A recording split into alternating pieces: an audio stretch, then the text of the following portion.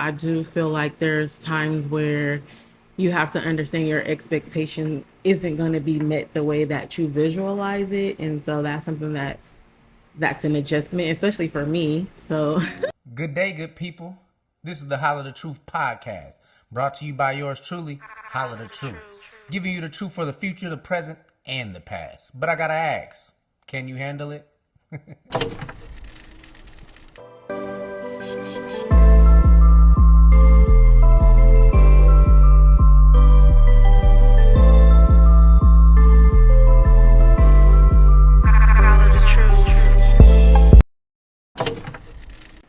What the fuck is up?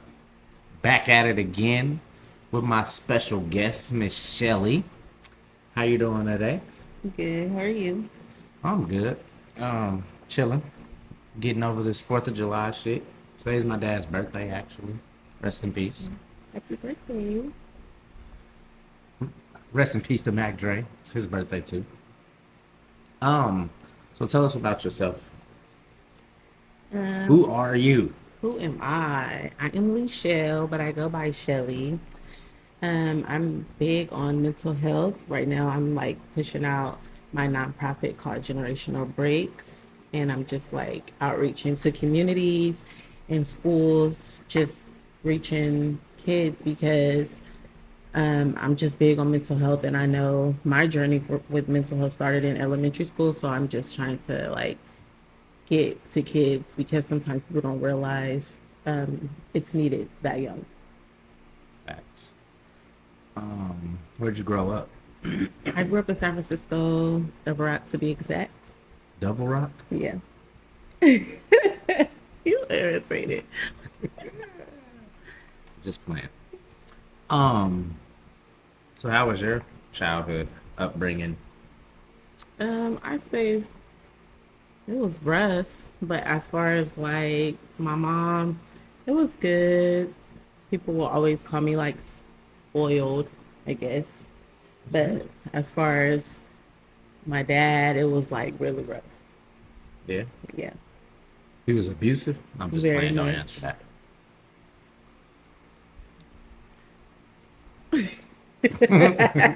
You was not supposed to answer that. But so did you struggle with mental health issues as a child? Yes, very much. I started therapy in elementary school because I was suicidal in elementary school and I actually like tried to kill myself. You want to go deeper into that, or you want to keep that on the surface? Um, I honestly, like back then, I didn't know why. I just knew that I was like very emotional. And now that I'm older, I'm just now starting to realize I was just like dealing with rejection and, wanting a father figure, and I just didn't have that. And so I was like angry and I kind of like beat myself up about it. You beat yourself up for not having a father figure? Yeah, because like I blamed myself. I was just, always thinking it was my fault. Like, he left because of me or he don't want to be in my life. Like something's wrong with me. Is that the case as you're No, older now? no. I just honestly see that everybody deals with their own issues and sometimes people are just not emotionally available. Okay. Um, so who did you want to be growing up? Like, not specifically a person, but like, what did you want to be as you were when you were a kid? I wanted to be a mental health. I wanted to be a therapist when I was younger, just because my therapist that I had met, she was just like a light in my life and really like saved me. And so I wanted to be that person to reach back out and save people that were struggling too, because I saw it a lot like where I was from. That's interesting. I never heard a kid say they wanted to be a therapist. Yeah, That usually don't come till later in life. right. I But guess I just wanted to be like her. shout out to her. Yeah. Um, she obviously was an influence on you. She made you see the light in it because Hmm. as black people in general, we struggle with the idea of therapy and our lack of understanding and our ignorance about it. keeps us away from it when we really need that shit. Right. Um, People just won't get in the mind frame of needing help because we had never felt like we needed help. We all think we can do this shit on our own. Yes.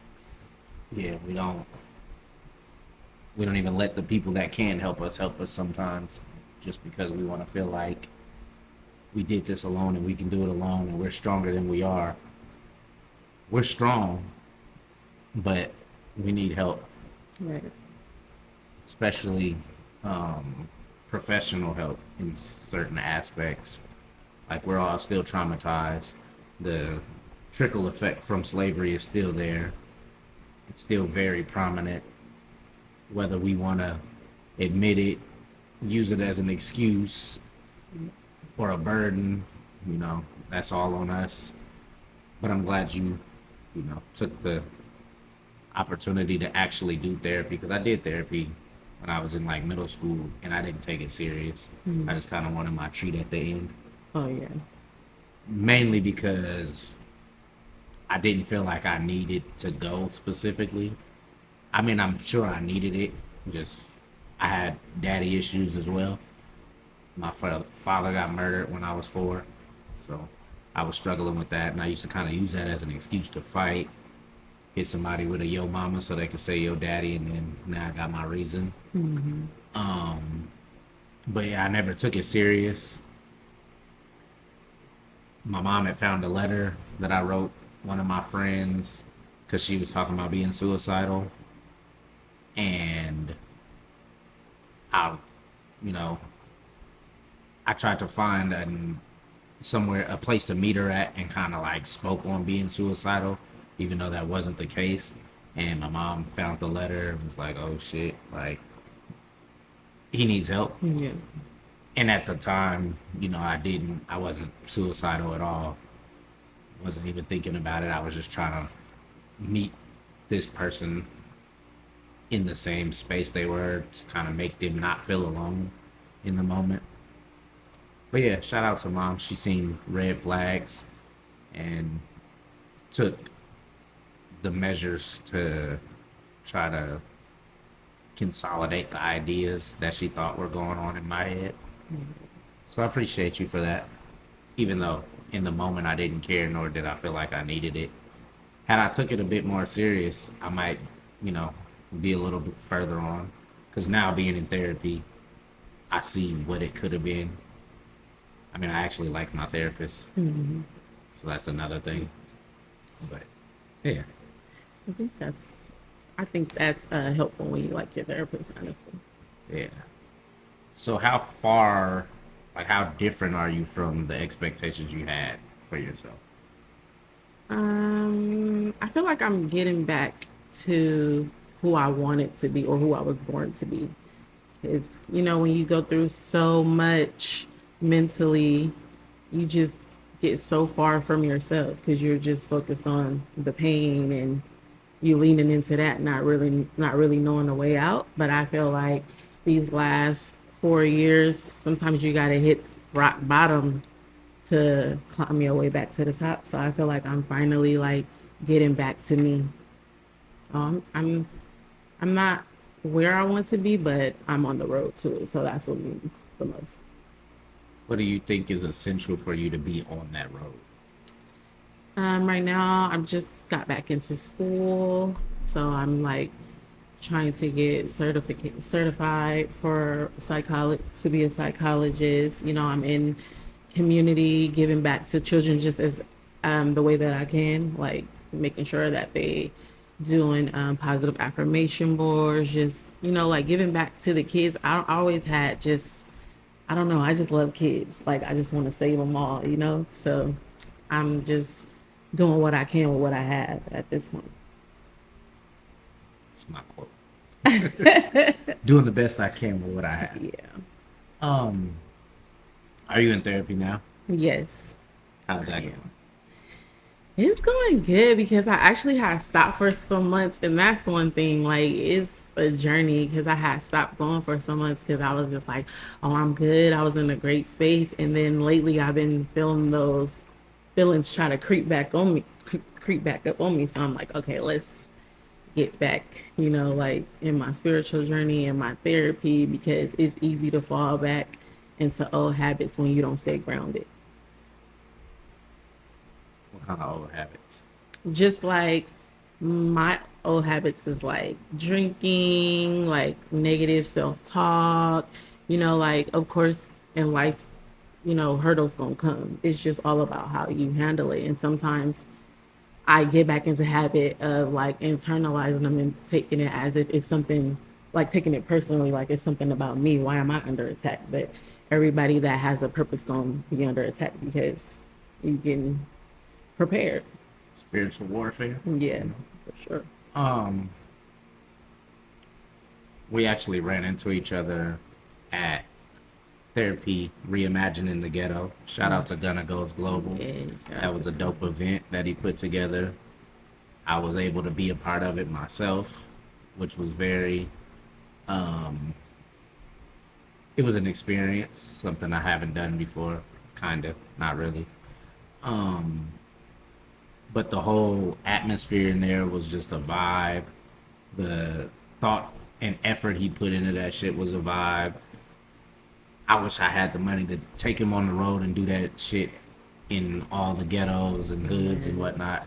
Even though it's more likely for the people that actually want to do this shit to be there and not necessarily reaching the people that it should and that need it. Um, I feel like the atmosphere was people that actually want to learn and want to get to know themselves, want to heal themselves, want to be better in life.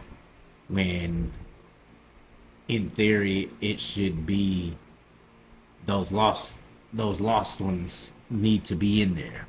That's the type of shit they need to hear. We all kind of have like similar ideas of what's going on. What we all had when we were there and people were talking. We all have some of the same traumas. We're all dealing with some of the same little, uh, you know, like I said, traumas that go through the hood that come when you're growing up in the hood and being around that environment. Like I think I said it there, but like sirens. We hear so many fucking sirens, and I'm sure psychologically that fucking traumatizes us just hearing sirens all the time. Like we become numb to it, but in like a subconscious way, I'm sure it fucks with us a lot.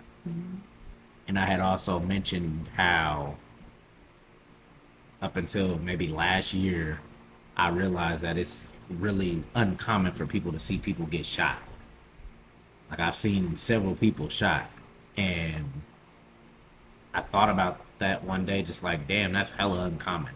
That's not a thing people see. Like that's like a 1% chance that you're gonna see some shit like that in real life.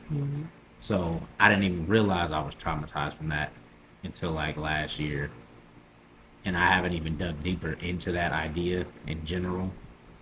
But I know it's a lot of trauma that comes with growing up in these impoverished areas. Once again, shout out to Gunna. This interview might not have even happened if it wasn't for that. Um, I actually wasn't even going to talk about therapy and mental health, but we went on that path. I'll get back in my original questions in a second. Is there anything significant you remember from the Gunna, the therapy reimagining the ghetto, Um, or anything like significant that you hold on to, yeah, kind of set like with it? just I really appreciated a male bringing up postpartum. Like that was just like, oh my God, someone gets it, and him gonna explaining how he was there and like learning about everything a woman goes through, because postpartum hit deep for me because I had twins during the pandemic. Once the pandemic hit and postpartum, it was a lot, it was real adjustment. So I went through a lot with postpartum, and then just like you said, just like seeing people get killed and thinking that that was normal because you were in the dysfunction. You know, you don't realize it's not normal until you kind of remove yourself and grow up and see it. So just seeing how many of us related to that, it was just a lot. Right. Yeah. Shout out to Gunna again because I was a part of the postpartum presentation. Imagine an entire life being in your body And for 9 the months. highlight I took from that Then imagine that was life leaving your body men and also now have to your deal with that. body You know, we're on the has to receiving return end to its of original state as far the as hormones go. internal emotional war And that sounds like going a lot, on right? within a woman from the So detaching that was of my the interpretation of child. postpartum when I went to the prenatal thing. I still don't And all the way it fully takes patience understand to actually postpartum. understand it. I just know, And you know, it's not to always going to make sense. console, be understanding, listen. But I don't know if I'm gonna have to deal with that anymore. So I wish I would have knew it at the time, though. 8 years ago, I wish I would have understood that idea. Um, but yeah, we also have to deal with that. And I tried to now being older and understanding it a little bit more. Like my younger friends that end up having children, I try to, you know, put that bug in their ear, like, hey, bro, it's gonna be some rough patches. You know, it's gonna be some times where things make and go left, but just stay conscious of where you like. What y'all are doing in the moment. She don't all the way understand her emotions in that moment. Sometimes she just reacts. Sometimes she just says what's on her mind or in her heart at that moment, and it's not nothing to just, you know, you kind of got to take it with a grain of salt because it's the emotions are everywhere. She hates you 5 minutes later, she loves you. So Right. I try to put that out there for them so they can kind of get it. We talk about it. You know, a couple of my partners recently had children, and me and my other partner Lee, we try to help the younger ones with that idea of just kind of staying grounded, staying mature in the moments that they need us the most. Whether they listened or not is on them, but for the most part, we were able to put the bug in the ear. So I hope they listened. They still dealing with the child's mother, so hopefully we help with that. I respect you for that. We try, man. Mm. Like you, I'm kind of, you know, it's always been about the youth for me. Just like me coaching now, just being at my son's games, I'm watching. I'm like, I could coach these kids. Like, I can teach them some things, or just even little subtle life lessons, but geared towards basketball. But it's little life lessons, like even the things that I teach my son and tell my son. Uh, it just put me in the mind frame of knowing that I can help. I can be there for the kids because we need that. And I remember a time where I was struggling with depression and mental health, and uh, this was maybe 10 years ago when all the police shootings and it was just all at a peak at that time. I remember trying to like talk to some kids in the area I lived in, and they just kind of didn't care. And I remember going in the house. I think I might have been drinking. Well, I know I was drinking, and I was trying to record a song, and I broke down in tears because it was like they don't care. Like they're already lost. So that shit kind of like hit home in that moment that I couldn't get them to listen to what I was trying to tell them. I don't even remember what I was trying to tell them, but I remember like going in the house and thinking like, damn, they don't care. It's all momentary right now. Like nobody's looking at the bigger picture of things or what things could be and how easier life could be if we started making sense of some of this shit. So I commend you for, you know, helping out with the youth. So let's get into some of your questions. What's been Some of questioning my about? questions. So you're married, right? Yes, I am. How's that going? It's going good. It's it's a battle, honestly, because this is my first relationship where I feel like I'm getting the love that I gave out back. And after like working on yourself for so long and then getting that love back is it's I realize I'm the problem now because I don't fully know how to accept love. Yeah. I was talking to my partner AO Luciano on here, and we both being older men now, understanding that we weren't even taught how to love. So you on the opposite end of that, saying that you didn't know how to be loved is commendable. I respect that you were able to identify that. So how do you counteract that now that you are getting the love? Um, it's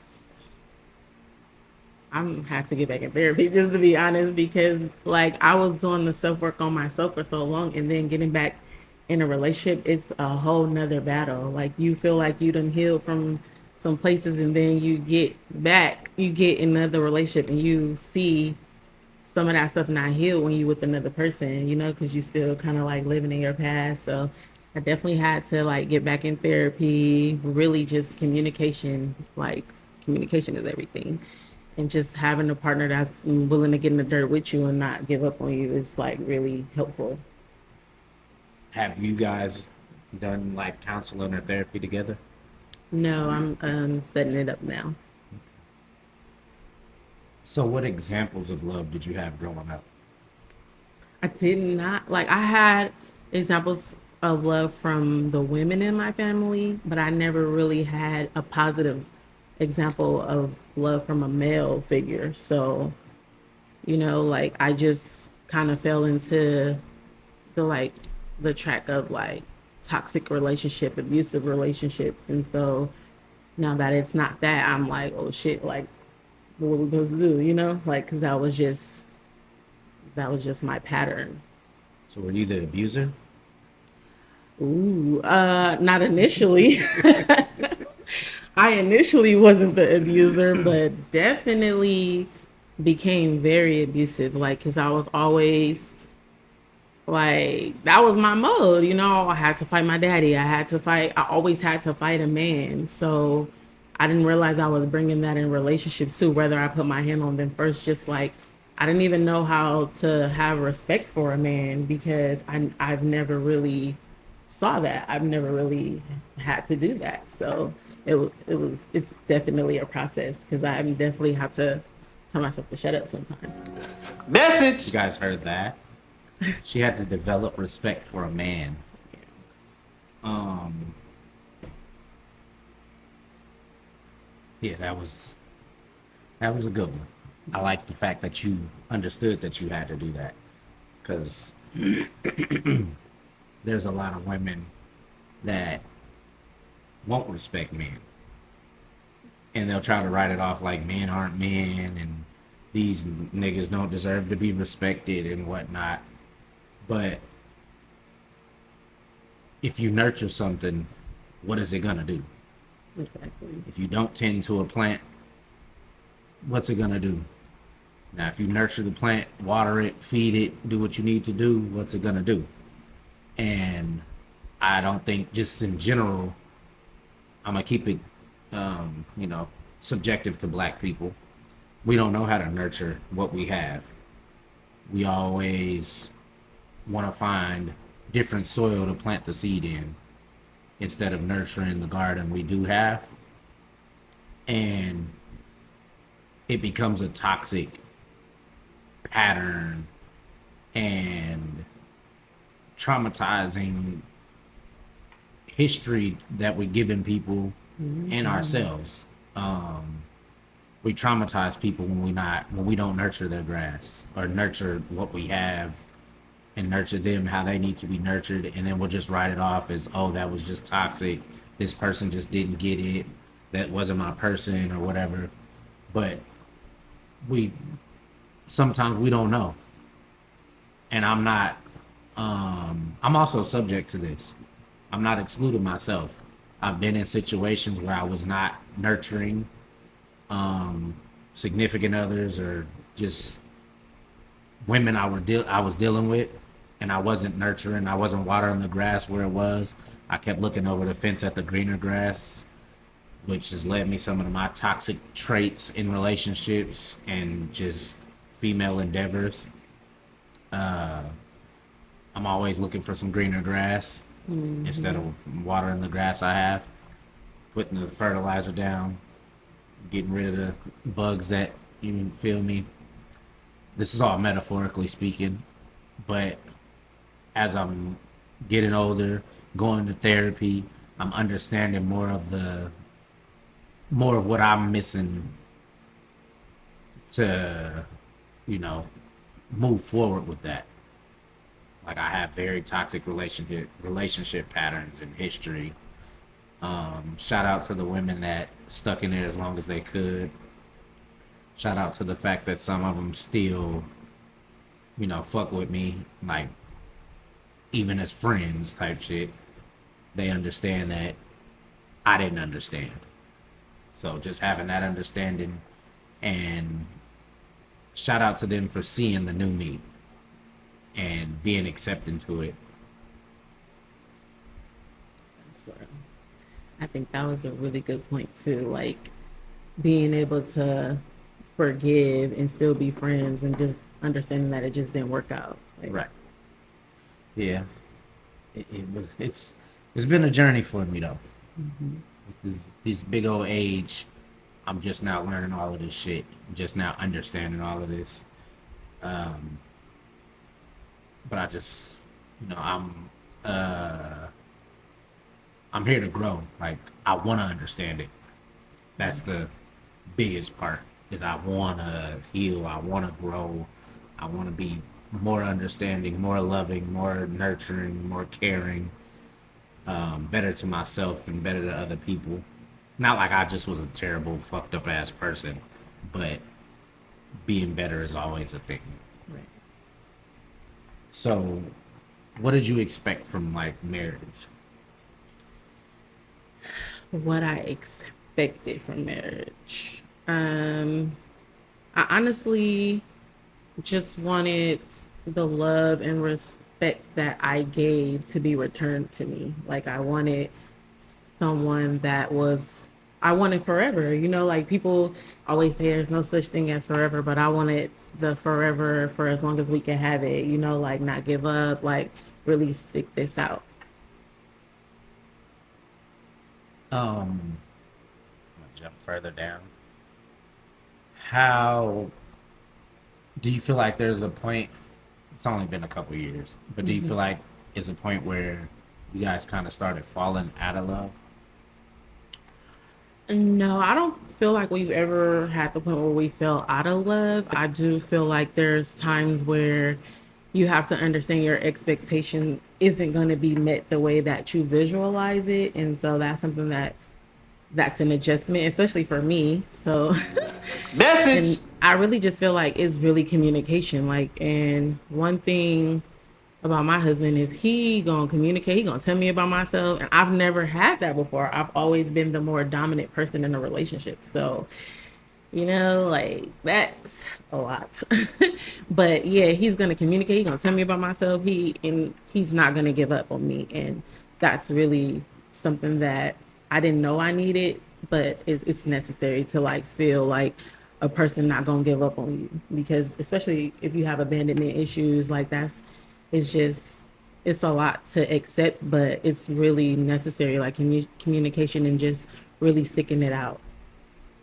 Has he been through therapy, like himself on his own? No. And so, oh, you had another question? No, go ahead. You Oh can yeah, finish. no, he hasn't. It took a little while for him to be receptive to it, so that's why we're just now about to start. Has he Like, do you know what examples he has of love? Did he grow up in a two-parent household? Did he have healthy relationships with his parents or guardians or whatever? Yeah. And I feel like that plays a really big part. He has a really great relationship with his mom. He has a good relationship with his dad. I'm not sure like how deep it is, but I always hear them like talk, and I feel like he grew up on love, and so that is what the difference is this time because my pattern wasn't like people who grew up on love, and then I grew up on love, so we were never like understanding each other. And I feel like me and him come from like the kind of same background. Like his mom is a lot like my mom. So, do you feel like uh, zodiac signs played a role into this? Are y'all technically compatible as far as zodiacs go? Yeah, we are compatible as far as zodiacs. Um, I do. I feel like I do. I do feel like the zodiac sign is because I'll be like researching it a lot, and he's fire and I'm air, so there's a lot of like differences, but the passion is like really what like holds us together. So, shout out to y'all. Do you feel like love is conditional? Um, I feel like it. I feel like it. Some for some people it's conditional. You have to learn how to make it unconditional. Because thought that I could. I thought that I was a person I loved unconditional, but how do I put this? I feel like I do love unconditional, but I feel like there has to be some conditions when it comes to respect and boundaries. Which brings me to my next question. Um, what what are like the responsibilities, the roles, and the requirements as far as your marriage? Because every marriage is its own thing. So, like in your marriage, what do you find as yours, his responsibilities, how these gender roles work, and like the requirements you set and that he is set for y'all to be able to work through this? I feel like going into it, like my requirements was like provider, protector, um, just hands on. Like I definitely like hands on dad was a big thing for me. And I feel like it changes. Like you like I feel like providing and protecting is gonna always be like that number one standard, but I feel like I've learned that your requirements will change as you're growing into a different person. Facts. What about like gender roles? Do you guys ascribe to those? He takes out the trash. He, Definitely taking out the trash because I'm not doing that. And like cleaning after the pets, like that's definitely a general. you mean like I'm real pets or the kids? the real pets. Got a Oh, cat and a dog. I'm allergic to cats. Yeah, I was too, but when you take them a bath, it goes away. People don't bathe their cats. On my time. But yeah, me as far as like cooking and like laundry, that's my gender role. But as far as like cleaning, that was something that we had to uh have a talk about because I was, my attitude was, I'm not a maid, like we got to do this together, honey, or I'm gonna be burnt out. So yeah. I don't know if this is too intricate or too Oh my in your god. business. What about financially? Like, how does that work? Financially, So, let me generalize the question. Is 50-50 an okay thing? yeah, I definitely feel like 50-50 is a thing because at the end of the day, life happens. It's not gonna always He's not gonna always be in the position to where he can take care of everything, and if I have it, I'm gonna give it because I'm gonna make sure we're stable. Right. So 90-10, 80-20, 50-50, 40-60, it don't matter. It don't As matter. long as everything is taken care of. Right. Message. So do you feel like it's black women have it hard when it comes to relationships and marriages? not you per se because you're married and in a healthy relationship, but like black women in general, do you feel like it's hard I do feel on like them? it's hard. I do Why? feel like it's hard just because, especially coming from like single parent households, sometimes, and that's not the, I'm not trying to blame men, but sometimes some men don't have that protect and provide role because they saw their mom do it all, you know? So it that becomes a battle when like a woman is holding down the fort, and then it just becomes a thing where it's like happening all the time, nothing's changing because the person has gotten comfortable with a woman carrying the load. And so when you try to like instill those boundaries after so many years, it gets hard. Facts. Um, a lot of unlearning. Mm-hmm. Like I said, I had this conversation with my son that there's some things I'm teaching you now that you're gonna have to unlearn. Mm-hmm. So even like not just me in general, but there's some shit he's learning right now from both sides that he's gonna have to unlearn to like get to where he's trying to get to or get to where he's going or even make people happy.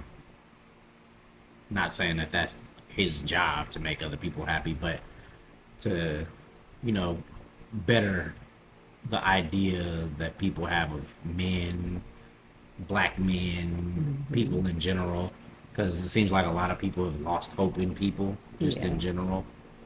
Um, Me personally, to answer that question, I do feel like black women have it hard, especially harder than other races, obviously, because one, we're so divisive with one another. We're so traumatized from one another. All we've seen is what we've seen.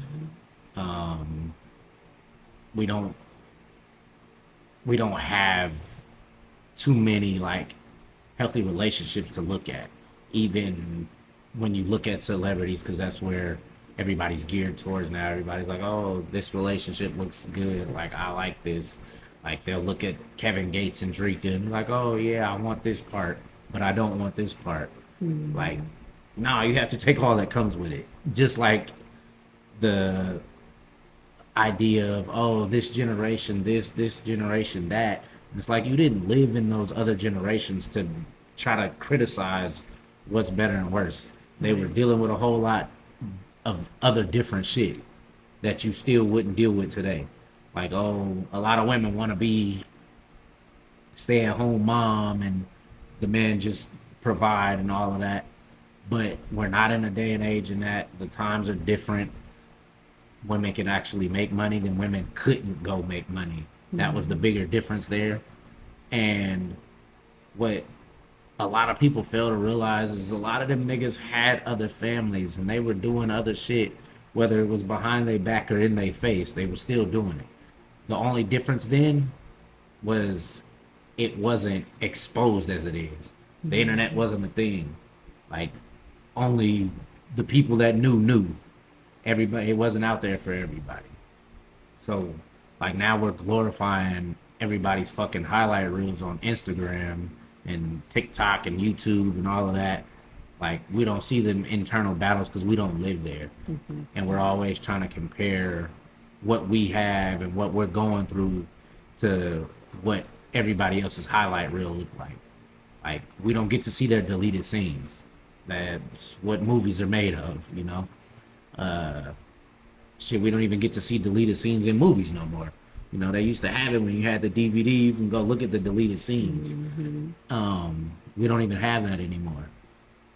And everybody, like I say, is the microwave generation. We want the shit now. We want it how we want it. Right. Um, it's too many people. Like I see it just on Facebook and Instagram, and they be like, "Oh, I think I want to be in a relationship." Like that's not. That sounds hella conditional and circumstantial. Like, all right, now I don't want to be in a relationship, so I'm just gonna break up with this person, and so I want to be in another relationship with somebody else. Like, we're Mm-hmm. throwing people away. Again, we're traumatizing people. Again, I am not. I'm subject to this as well. Mm-hmm. I'm not excluding myself. Um, but yeah, we're way too interested in other people's highlight reels. Um, So what do you think sets you apart What do I think sets me apart? from you're married, you know? What sets you apart from being in this circle of black women that have it hard in relationships and marriage or have a hard time being in stable relationships and marriage? I think what sets me apart is just the fact that I'm willing to grow and learn. So, like you said, like I was one of those. Sometimes I still get caught in that of like comparing, seeing where people are, and have to like bring myself back to reality. And then at like just to be real, like I'm a relationship type of person. Like I love being in a relationship. I've always wanted to be a wife. I've always wanted to be like have stability at home. And so I met my husband when he was in jail. So I was able to, being that am a person that likes to be in a relationship, I was like in a really dark space. And so because he was in jail, I was able to work on myself independently. And then when he got out, it was a risk, because sometimes people don't keep their word. So when he What's got that out of show? jail, Love After Lockup. yes. So when he like was getting out, I was like real nervous, like I didn't help this man down because I always say I don't do jail, and I found a person that was just like his presence was really strong at home, like really like taking care of the kids. He was taking care of the house even at home. So it was something that I didn't have. So I'm like, I could hold him down, like, and then when he came home, we were able to like work together because we had built the trust, we had built the love, and we had really got to know each other like from a distance. So we built a friendship. So, um, I don't know if my question was answered. I'm sorry, what was the No, question? I think you did, but I couldn't Oh, remember. what's that? Like what set you apart from dealing with this. Yeah, But no, that's good. I'm happy for you.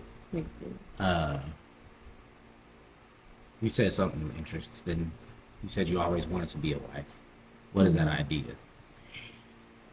I was always the person like watching the love stories and like wanting that fairy tale. That was Cinderella me. effect. Yes, that Got was it. me. So I always had this dream of like, of a family and being married. And my husband used to have to tell me like, this is not a fairy tale. This is real life. Like he gonna keep it 100 with me. So it's like he helps me come back down to reality and know that we're in our own lane on our own process. So I can compare my life to someone else's, and it's gonna get where it needs to be as long as I'm putting in the work.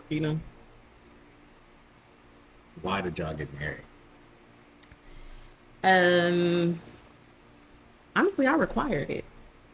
Like I because I was attracted to him and I didn't know why, but when I was like talking to him, I did not want to be in another relationship where it wasn't going nowhere, or where I put 5 or 6 years in and it just don't turn out how it's supposed to be. And I was just like, I'm not doing the dead end relationship again. Like I wanted to be married. And, when he first started talking to me, he said that he would marry me, but I didn't really believe him. And we just like told each other what we wanted. And he was keeping up his end of the bargain. So when he asked me to marry him, it was a yes. Why did you want to be married? Because I felt like he was my person, and I wanted to be in a relationship that was like meaningful, that I knew was that this person was committing to me. He felt like I was important enough to commit to him, and that I wasn't just doing it for no reason. Shouldn't that commitment had already been there before marriage?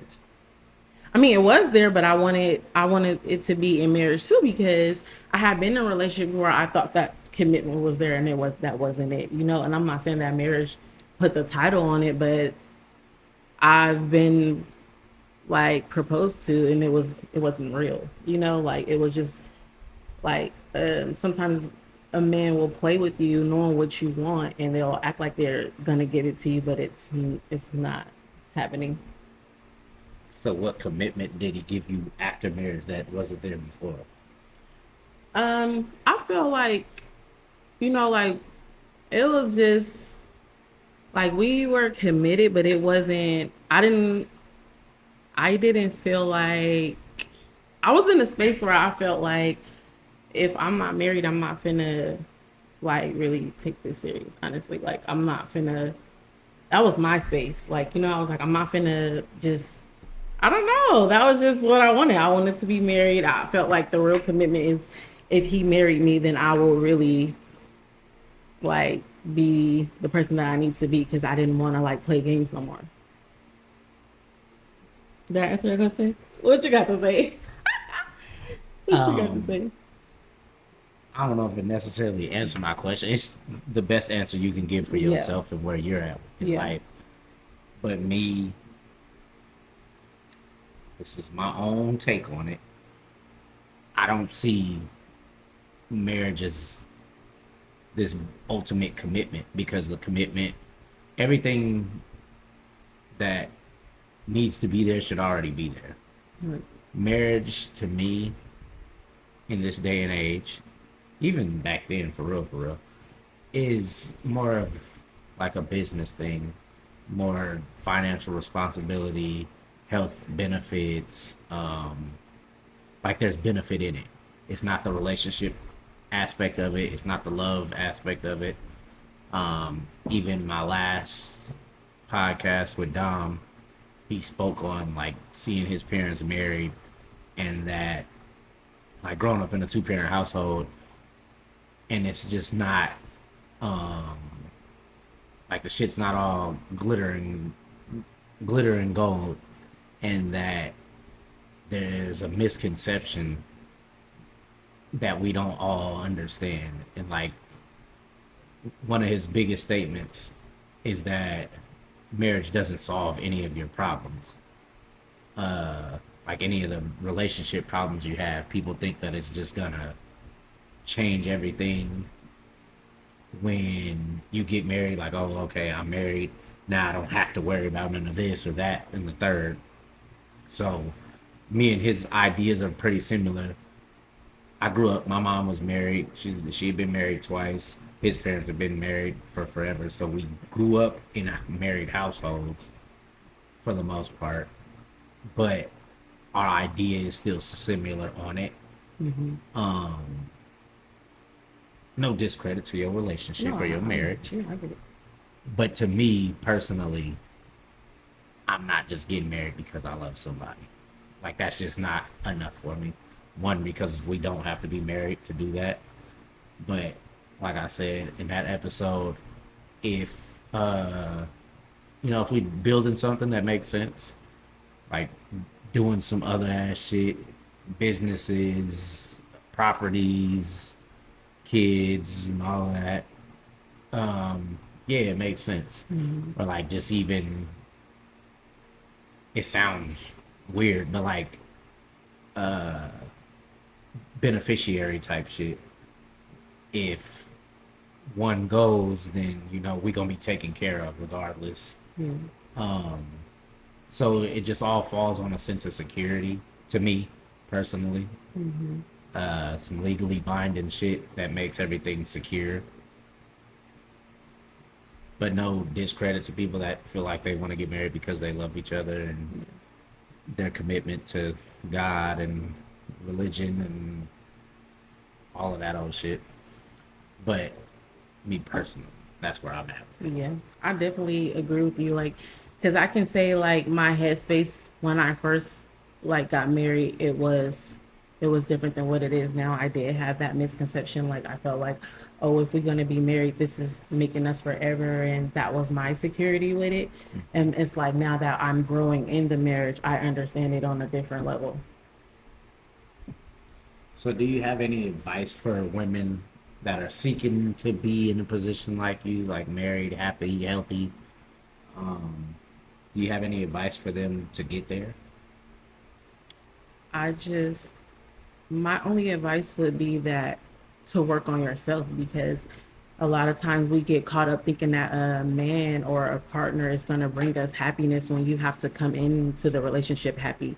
You can't depend on someone to bring your happiness. You guys need to have it for yourself and like have it in the relationship. So I really think It's really about your self love and, like building your self love, and you will eventually get to the person that you're meant to have and not just picking and choosing anybody just because you feeling like that's what you want. Message. Self work. Again, tapping back into the last episode just because it's kind of running concurrent right now. Um, Dom made a powerful statement that you have to be comfortable with the idea that you might die alone. And if it makes you uncomfortable, then there's an internal issue there because you're going to always accept less than what you deserve because you want what you want. Um, Mr. Fab had this idea of 100% of a grape or 20% of a watermelon. A lot of people would rather have 100% of a grape than 20% of a watermelon. Um, if you don't understand that metaphor, look it up. Try to dig a little deeper and understand that. But even my son understood that one. Um, but yeah, we want to hold on to something mediocre when we can have more and less at the same time. But shout out to you again.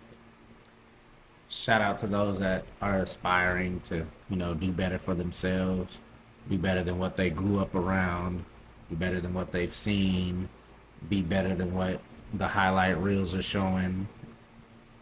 Um, I think you answered that one already. So how, speaking for the future, how do you find, like, what ways do you think you could reinvent this thing? Let's say you guys aren't happy. How do you reinvent that? How do you get back here?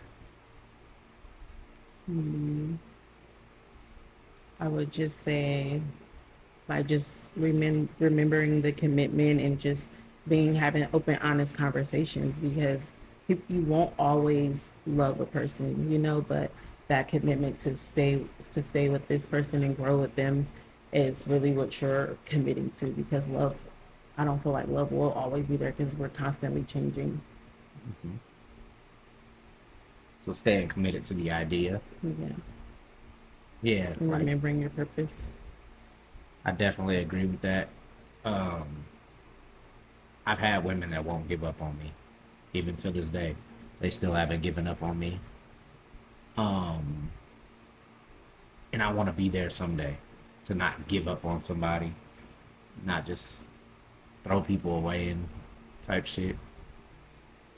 But not saying that I'm just throwing people away or anything, but I want to be there to be there.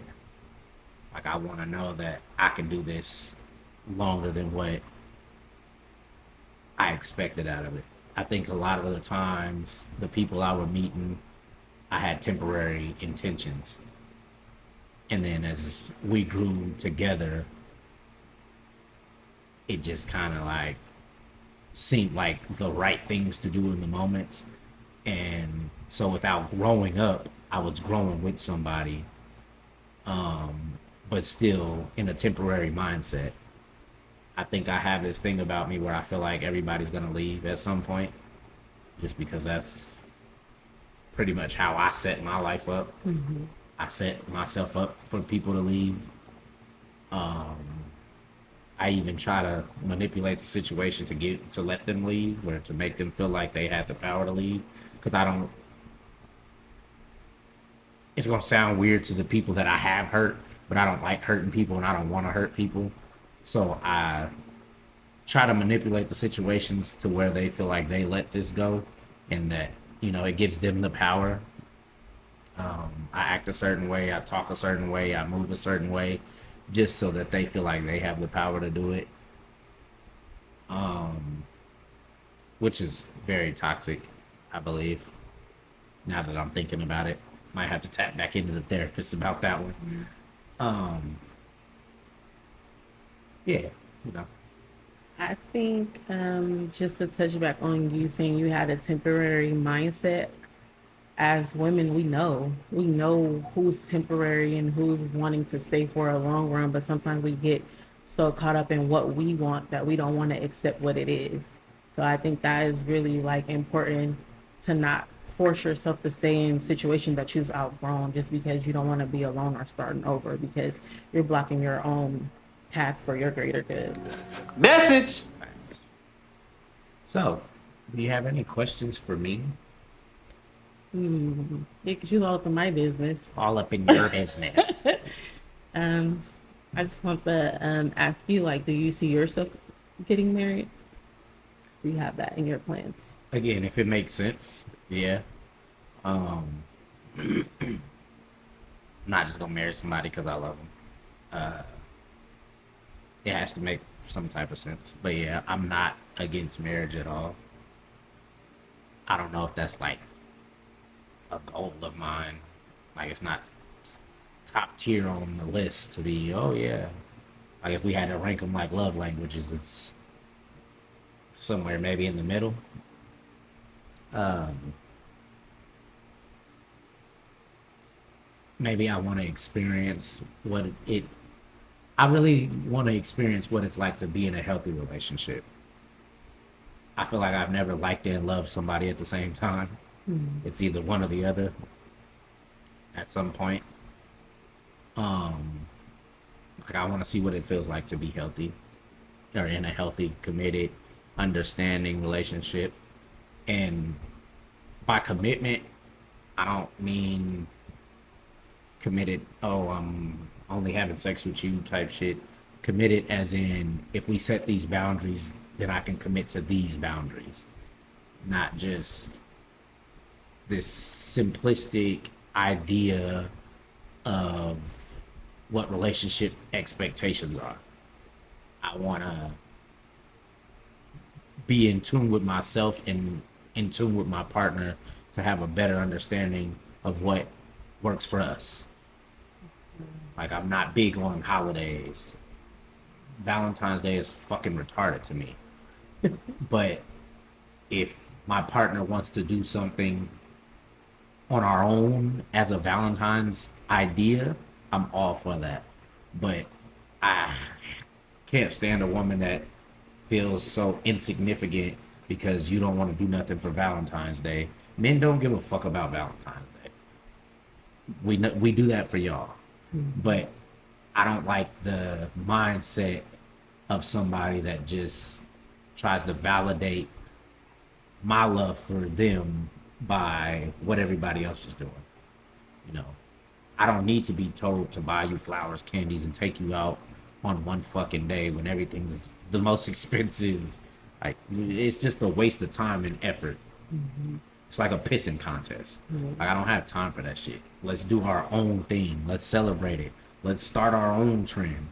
This is what we do on this day. Maybe we get people following on the same trend and we have our own fucking holiday that we made up, which is okay. It's okay to be different. I've always been a free thinker. I always, the norm does never set comfortably with me. I just always been an outcast. So to answer your question, yes. And but more importantly, a healthy relationship. You're a very powerful man. I love the way that you like reflect and the way that you like explain yourself. Like you're powerful. Like I respect the type of man that you are, especially being able to admit like your faults and flaws and where you like want to be. That's really big and important. You said you've never been in a relationship where you liked and loved the person at the same time. Could we like touch on that? Like, what do you mean? Um, this has actually just been a recent thought, so I haven't really even had time to go in depth with it. But I just think back to relationships that I've been in, or even just friendships of people that we never necessarily got in a relationship, but the love and the like was there at some point. I feel like I start liking them. Then once I start loving them, I stop liking them. And then Like once that's gone, it's like the spark is gone. You know, we, now I just love you, and now I'm just doing what I'm doing because I love you instead of actually doing shit that I like to do with you or like about you or like finding a healthy balance for the both of them, which has been, like I said, it's just now a surfacing thought. I haven't really been able to get all the way in depth with it, but I plan to have a conversation with my therapist about it. You know, I speak very highly of her. Um, Shout out to Miss Howard. I picked her because of the last name, but she ended up being the shit. So, Okay, love that for you. yeah. So what do you define as a healthy relationship? Like you said, well, like I said, commitment, our own understanding of what we're committed to and what we're committed to doing, like goals, uh, you know, boundaries, healthy conversations, comprehension, understanding, nurturing, and, you know, just being able to make the highlights better than the deleted scenes. Sometimes, even in movies, the deleted scenes are better than some of the shit in the movie. But I feel like if we can make our highlights better than our deleted scenes, we have something rolling. I've always been one to hold on to the deleted scenes. Just like a relationship I had, I can remember all the negative shit. All the trips we took. One specifically, it was a Bahama trip. I didn't remember none of the fun shit. I just remembered the three little things that irritated me.